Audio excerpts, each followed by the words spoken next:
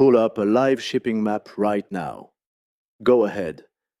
You'll see something odd almost immediately. Huge dead zones where no ships go. Not because there's nothing there, because something invisible is keeping them out. Cutting straight through those empty patches would save the shipping industry millions in fuel, days off, every voyage. And yet, the biggest container ships on Earth, 20-story tall behemoths, will burn extra fuel and add days to their trip just to go around, on purpose. Why would anyone do that? Because the ocean isn't actually open water.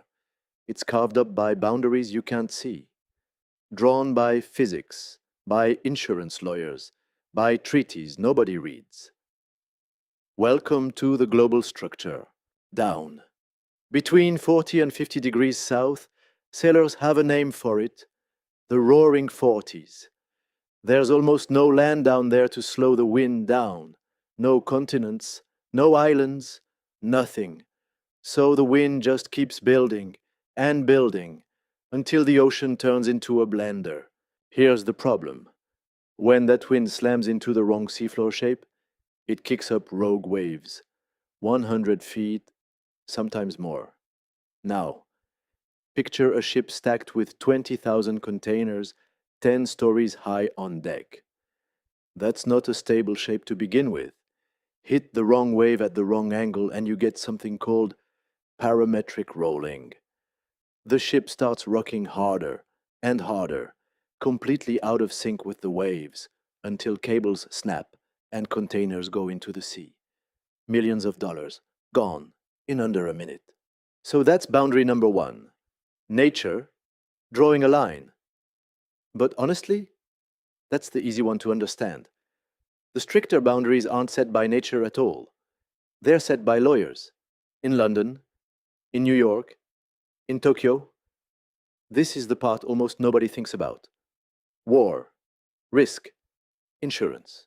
Every commercial ship on the water has to be insured. No exceptions. And there's a committee that quietly updates a map of high-risk zones. Piracy, war, extreme weather, whatever. The second a ship's route crosses into one of those zones, its normal insurance stops covering it. Full stop. Want to go through anyway? You're paying a massive premium on top. Sometimes, that premium is hundreds of thousands of dollars for one single trip. So the math flips. A 3-day detour suddenly looks cheap by comparison. This is money making the decision, not geography. But detours don't always exist. Which brings us to the last piece, choke points and the strange legal fiction that keeps global trade moving through them. Every country controls the water 12 nautical miles off its coast. That's just international law. Problem is, a lot of major shipping lanes run straight through those 12 miles. So, maritime law invented a workaround, innocent passage. A foreign ship can cross through legally, as long as it doesn't stop and doesn't wander off its path. That's the deal. Drift even a mile off that path inside a choke point, and the protection disappears. A ship can be stopped, boarded, seized. There's no fence, no wall, just an agreement everyone's decided to honor, mostly. That empty patch of ocean you spotted on the map at the start, that's not empty. That's one of the most tightly engineered spaces on the planet.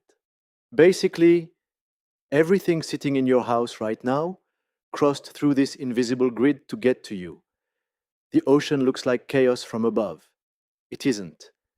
If you're into this stuff, the hidden systems running the world we live in, subscribe for more videos like this, and see you in the next video. Thanks for watching The Global Structure.